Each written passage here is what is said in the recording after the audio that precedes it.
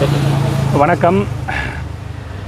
தையிட்டி போராட்டம் தொடர்பான 2 வழக்குகள் எங்கள் சார்ந்து இன்று இங்கே முன்னெடுக்கப்பட்டது. அது தவிர ஏற்கனவே இருந்திருக்கக்கூடிய வழக்கும் ஒன்றாக 3 வழக்குகள் மொத்தமாக இன்றைய தினம் மல்லாகம் நீதிமன்றத்திலே எடுக்கப்பட்டிருந்தது.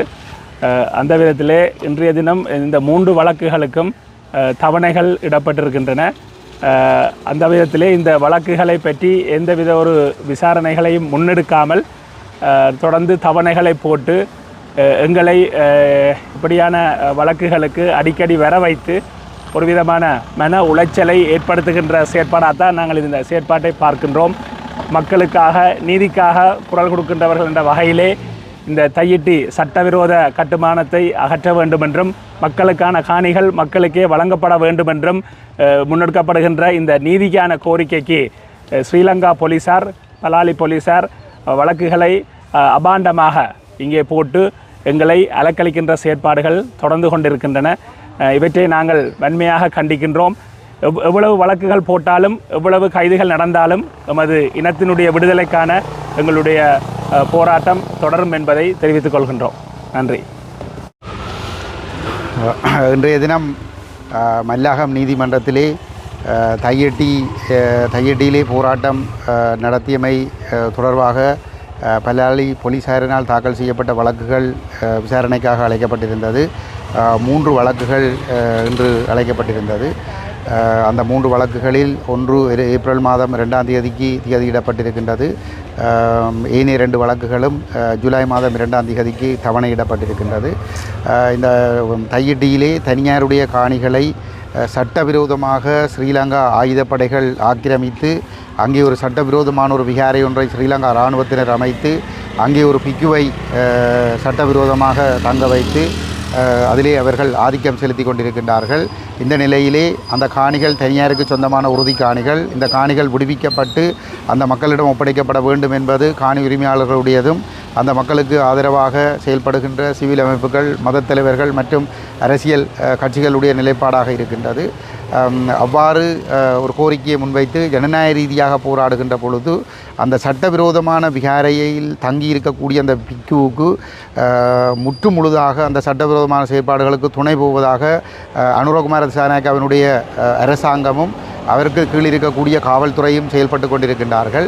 இந்த போராட்டக்காரர்களை அச்சுறுத்தி இந்த போராட்ட செயல்பாடுகளை கைவிடச் செய்வதற்காக காணி உரிமையாளர்களை அச்சுறுத்தி இந்த காணிகளை அவர்கள் உரிமை கோருவதை கைவிடச் செய்வதற்காக பொய் வழக்குகள் போடுகின்ற செயல்பாடுகள் தொடர்ச்சியாக நடைபெற்று கொண்டிருக்கின்றது.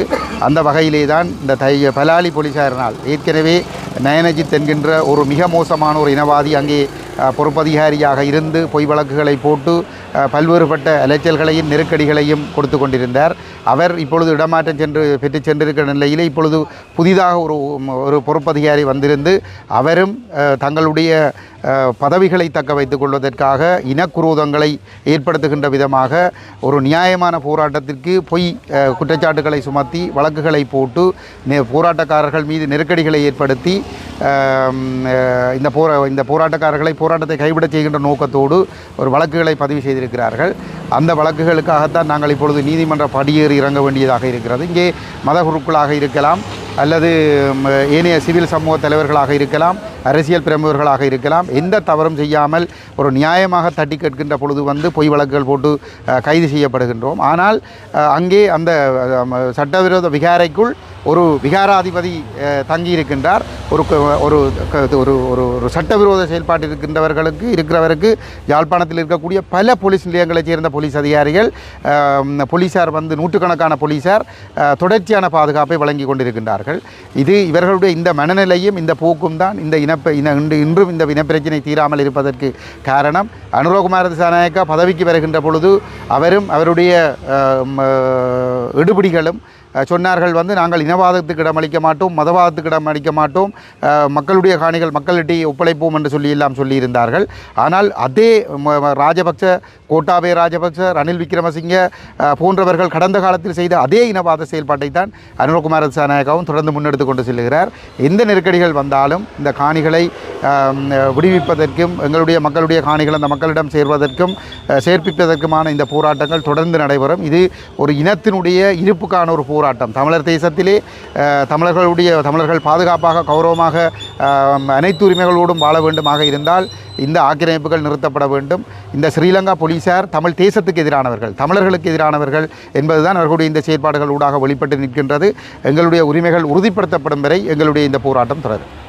தினம் எங்களுடைய தையிட்டி சட்டவிரோத போராட்டத்தில் பங்கு பெற்றியமைக்காகவும் அதிலே நீதிக்காக நாம் செயற்பட்டமைக்காகவும் இன்றைய தினமும் எங்களுடைய வழக்கு தவணை எடுத்துக்கொள்ளப்பட்டது. இந்த வழக்கு தவணை எதிர்வரும் ஏப்ரல் மாதம் 2ஆம் தேதிக்கு ஒரு வழக்கும் மற்றும் ஒரு வழக்காக ஜூலை மாதம் 2ஆம் தேதியும் மேலும் ஒரு வழக்கு பின்னருமாக ஒத்திவைக்கப்பட்டிருக்கின்றது. அடிப்படையிலே தமிழ் மக்களுடைய நீதிக்காகவும் நியாயத்திற்காகவும் எவரும் போராடக்கூடாது. அதற்கு எதிராக நாங்கள் சகித்து அரசினுடைய அராஜகங்களுக்கு எதிராகவும் தமிழினம் நோக்கிய அடக்குமுறைகளுக்கு எதிராகவும் இனப்படுகொலை சார்ந்த விடயங்களுக்கு எதிராகவும் போராடக்கூடியவர்கள் பயந்து வாழ வேண்டும், மக்கள் வீதிக்கு இறங்கக்கூடாது என்ற அடிப்படையில் தான் எங்கள் மீதான இவ்வாறான வழக்குகளை போலீசார் தொடுத்து வருகின்றார்கள். அதன் அடிப்படையிலே இந்த வழக்குக்கு நாங்கள் கௌரவ நீதிமன்றத்தினுடைய அழைப்பை மதிப்பளித்து நாங்கள் முன்னிலையாகி வருகின்றோம். இதே நேரத்திலே தற்போதைய நிலைமையிலே இலங்கையிலே பயங்கரவாத தடைச்சட்டம் தொடர்பாக அபிப்பிராயங்கள் பெறப்பட்டு வருகின்றது. இந்த பயங்கரவாத தடைச்சட்டம் இங்கே அதாவது புதிய அரசை பாதுகாக்கின்ற பயங்கரவாத தடைச்சட்டம், ஏற்கனவே இருக்கின்ற பயங்கரவாத தடைச்சட்டத்திலிருந்து புதியதொரு பயங்கரவாத தடைச்சட்டம், அரசை பாதுகாக்கின்ற இந்த சட்டத்தை இவர்கள் நடைமுறைப்படுத்துவார்களாக அல்லது கொண்டு வருவார்களாக இருந்தால் அதிலும் நாங்கள் இவ்வாறாகத்தான் போராட முடியாதவர்களாக, எங்களுடைய ஜனநாயக உரிமைகளுக்காக குரல் கொடுக்க முடியாதவர்களாக, அச்சுறுத்தப்படுபவர்களாக, பாரதூரமான மனித உரிமை மீறல்களை எதிர்கொள்ளக்கூடிய வேண்டியவர் ஒரு இனமாக மாற்றப்படுவோம். அந்த அடிப்படையிலே தொடர்ச்சியாக 1978ஆம் ஆண்டிலிருந்து தொடர்ச்சியாக பயங்கரவாத தடைச்சட்டம் நடைமுறைப்படுத்தப்பட்டு வந்திருக்கின்றது. அது முழுமையாக தமிழ் மக்களையும் அதே நேரத்தில் ஏனைய இனங்களில் இருக்கக்கூடிய முற்போக்காளர்களையும் அடக்குவதற்கான சட்டங்களாக, அரசாங்கத்தினுடைய அதிகாரங்களை நிலைநாட்டுவதற்கான சட்டமாகத்தான் இருந்திருக்கின்றது. அவ்வாறான விடயங்கள் முழுமையாக எந்த பயங்கரவாத தடைச்சட்டமும் எங்களுக்கு தேவையில்லை. சாதாரண சட்டங்களின் வாயிலாக நாங்கள் கையாளப்பட வேண்டும் என்று கோரிக்கை விடுக்கின்றோம். போலீசாருக்கும் இராணுவத்தினருக்கும் அதிக அதிகாரங்கள் கையளிக்கப்படுகையிலே இங்கே நீதிக்கான எந்த போராட்டமும் இடம்பெற முடியாத அளவு, ஜனநாயக ரீதியான எந்த போராட்டமும் இடம்பெற முடியாத அளவு ஒரு துர்ப்பாக்கிய சூழ்நிலை ஏற்படுத்தப்படும். இங்கே இருக்கின்ற தையிட்டி போலீசாரோ இல்லை காங்கிரஸ் துறை போலீசாரோ எந்த போலீஸ் நிலையத்தை எடுத்தாலும் அவர்கள் தமிழ் மக்களுக்கு எதிரான போராட்டங்களை ஒடுக்குவதிலே, அரசின் கொள்கையை நடைமுறைப்படுத்துவதிலே தீவிரமாக செயற்பட்டு வருகின்றார்கள். ஆகவே அரசு தன்னை பாதுகாப்பதற்காக, தமிழ் மக்களுடைய உரிமைகளை ஒடுக்குவதற்காக கொண்டு வருகின்ற இந்த சட்டங்களை எதிர்க்கின்றோம். தொடர்ச்சியாக இவ்வாறான வழக்குகளை போலீசார் இவ்வாறான சட்டங்களின் வாயிலாகவும் எங்களுக்கு எதிராக தாக்கல் செய்வார்கள். இதற்கு ஒரு சர்வதேச நீதி வேண்டும் என்று நாங்கள் கேட்டுக்கொள்கின்றோம். நன்றி. தை மாதம் 5ஆம் தேதி நடைபெற்ற தையிட்டி விகாரையினுடைய வழக்கு இன்று எடுக்கப்பட இருந்த நிலைமையில் மீண்டும் தேதி ஒத்தி வைக்கப்பட்டிருக்கிறது. ஏப்ரல் மாதம் 2ஆம் தேதி, அதேபோன்று ஜூலை 2ஆம் தேதியுமான 2 வழக்குகள் மாற்றப்பட்டிருக்கு. மொத்தமாக 5 வழக்குகள் இருக்கிற நிலைமையில் போடப்பட்டிருக்கின்றது. தையிட்டி விகாரையுடைய காணி உரிமையாளர்கள் இணைந்தும் வலிகாமம் வடக்கு பிரதேச சபை உறுப்பினர்கள் இணைந்து இந்த போராட்டத்தை மேற்கொண்ட நிலைமையில் போலீசாரால் தாக்கல் செய்யப்பட்ட வழக்கு தேதியிடப்பட்டிருக்கு. தையிட்டியில் சட்டவிரோதமாக கட்டப்பட்ட விகாரையோடு தொடர்புடையதாக மேற்கொள்ளப்பட்டு வருகின்ற ஆர்ப்பாட்ட நடவடிக்கைகளோடு தொடர்பட்டவர்கள் என்று நீதிமன்றத்தில் முற்படுத்தப்பட்டவர்களுக்கான வழக்கு இன்றைய தினம் மல்லாகம் நீதவான் நீதிமன்றத்தில் எடுக்கப்பட்டது. அந்த வேளையில் கடந்த தடவை சந்தேக நபர்களாக முற்படுத்தப்பட்டவர்கள் சார்பில் செய்யப்பட்ட சமர்ப்பணங்களுக்கு போலீசாரும் பதில் சமர்ப்பணங்கள் செய்வதாக இருந்தது. ஆனால் குறித்த வழக்கில் போலீசார் இன்று ஆயத்தமாக இல்லாத நிலையில் குறித்த வழக்குக்கு திகதி வழங்கப்பட்டது. அதே போல் ஏனைய வழக்குகள் சமாதான குலைவை ஏற்படுத்தினார்கள் என்று குற்றவியல் நடைமுறை சட்ட கோவையின் 81ஆம் பிரிவின் கீழ் தாக்கல் செய்யப்பட்ட வழக்குகளும் கூப்பிடப்பட்டிருந்தன. அந்த வழக்குகளில் பிணைமுறி சொந்த பிணையில் செல்வதற்கு முற்படுத்தப்பட்டவர்களை அனுமதித்த நீதவான் அதற்கும் பிரிதொரு தினம் வழங்கி வழக்குகளை ஒத்திவைத்திருக்கின்றார்.